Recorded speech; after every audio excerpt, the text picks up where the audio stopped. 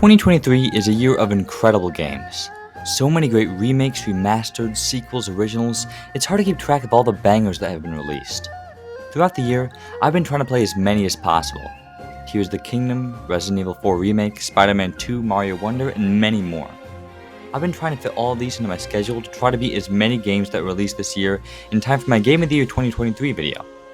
So far I've been doing pretty good, and a lot of these games have been really fun, but out of the darkness came another sequel.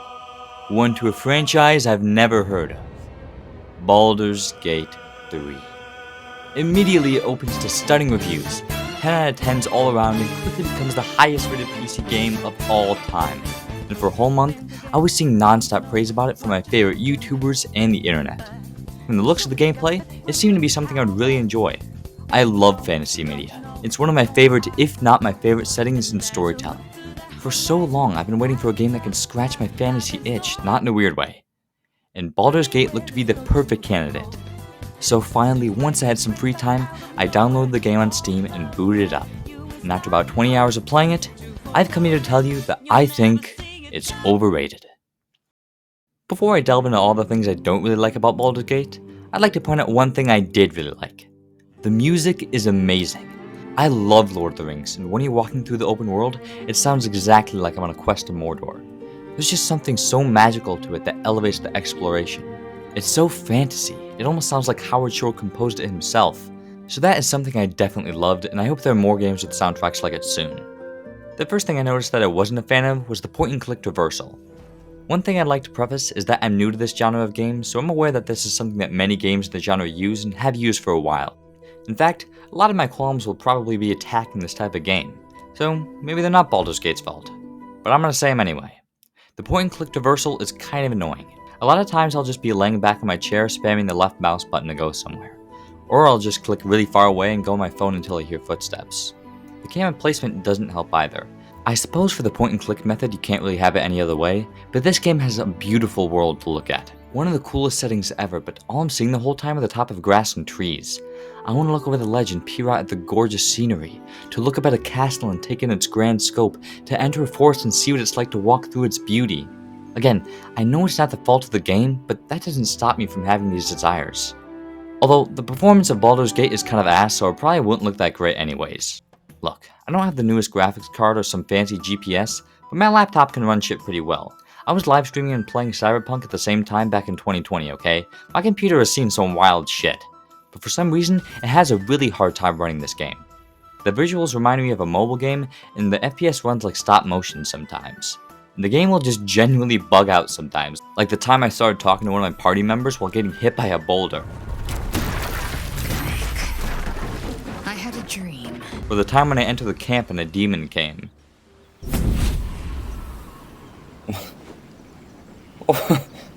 What? What is going? My poor. But all of this isn't comparable to my least favorite part of the game, the combat. Before you tear me apart in the comments, I need to make it clear that I do not have a problem with turn-based combat. I think it can be done really well, so I'm not biased. But the design of the combat in Baldur's Gate, or at least the part I'm at, really sucks. For starters, why do enemies fight first? That makes no sense. I can just get my ass kicked before I can even do anything. And when it's my turn, I'm blown away by the amount of options it's giving me. I'm a simple guy. I like things simple. Why do I have so many moves right off the bat? Half of them I don't even know what they do. What does this book do? What does a resistance spell do? And why would I rather spend my stamina casting it than just using my sword? What's the point of using any other spell than the one overpowered one I have? Why is missing even a thing? Why can the fate of an entire battle be heavily altered by missing an arrow, something I don't even have control over? I feel like half of all my attacks have been misses, especially a sword. How are you gonna miss a giant target like that? Embarrassing. Why do I get hit whenever I walk past an enemy?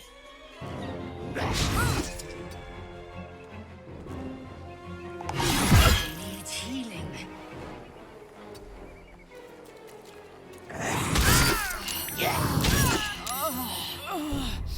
Sometimes in fights, every single character will just end up in a massive clump so you can't even tell what's going on.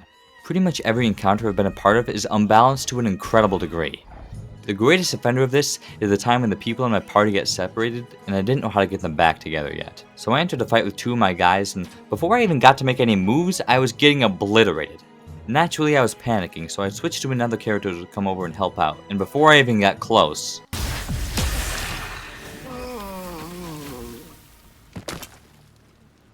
What the fuck? I just got a death sentence for walking. So of course when my other character arrives, I get lucky on the dice roll this time and she gets to live. So now I'm walking around the open world with one girl. And the open world isn't bad. Earlier I was ripping on the performance of the game and saying I didn't know why it ran so bad, but that was a lie. I do know why. It's because Baldur's Gate is massive. One of the crowning achievements of this game, other than being 1 billion hours long, is that there's a ton to do. There's so many winding paths, people to talk to, and things to explore. And I've seen so many people praise the game for this, and I do think it's pretty cool, but I don't have any motivation to explore.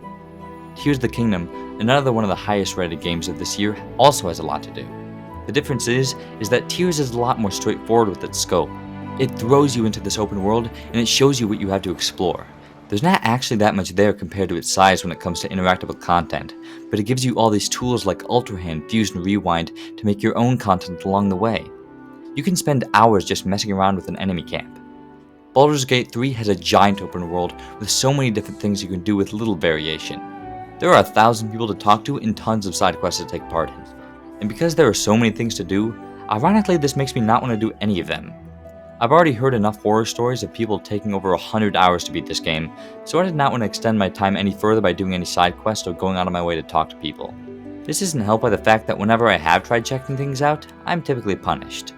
For example, soon after my incident with the goblins leaving me with one player, I approached the door to a shed and heard some sex noises going on. So I open it and there's this orc fucking a giant fat troll woman. If this isn't an incentive to explore every inch of the open world, then I don't know what. Oh! I was just one shot by the troll woman and died. If you've learned anything from AP Psychology class, you'll know that a phenomenon like this caused me to not want to act curious in the game of Baldur's Gate anymore due to the fear of death. I think it's something called Schindler's Law. And my luck continued as I progressed through the game. After I got my party members back, 2 of them got stuck on some invisible wall on this bridge and I can't do anything about it. In the first fight I get into with my 2 remaining characters, I'm obliterated. Then once I get them all back, I'm killed a couple more times. I think I lost about 7 battles in a row before a pack of sleeping dogs broke the streak. As you can see, my playthrough of Baldur's Gate 3 is not going as planned. At this point, the story is pretty much the only thing that can rectify this. And, spoiler alert, it doesn't. Or maybe it would if I knew what it was. At first it seems like it's just that you have to get this parasite thing out of your brain so that every time you encounter an enemy, the narrator will stop saying, As the symbol glows, power courses through you. Authority. But it can't just be that, because that seems too small a scale, and the story probably picks up if I play it more, which I probably won't because I'm stuck on a really hard fight I need to win before I can progress. But right now, I'm just kinda confused. Each time I think I might know what's going on, a character tells me some other random seemingly important thing that just confuses me even more. So, you could say I'm a bit lost. The characters in my party aren't that interesting either. The only one I really like is Asterion, and that's because he has a funny voice. Again, I'm sure they have plenty of growth over the span of the game, but I'm in Act 2 and I don't know anything about them. Unfortunately, I found Baldur's Gate 3 to be a bit overrated. And even writing and recording this video, I feel dumb for even saying that, because the whole month leading up to me playing it, I was really happy that a type of game people don't normally play was getting a lot of success, and figured that anyone who didn't like it were dumb Call of Duty lovers who didn't like playing any other type of game. So the moral of the story is don't judge a book by its cover, I guess. But I hate to leave the video off on such a somber note, so allow me to recommend to you another similar indie game that just came out this year. Sea of Stars is a triumph for anyone who enjoys adventure RPGs. The sprite work is gorgeous, the characters are charming and quirky, the combat doesn't fucking suck and is actually fun. It lays out everything right in front of you and still requires strategy and skill to win. I still don't really know what the story is, but that's okay. It's very reminiscent of a 2D Zelda game, but better because I'm not a huge fan of those. If you want to support a talented indie dev team while also having a blast, Sea of Stars is the game for you. Thanks for watching everybody, like and subscribe.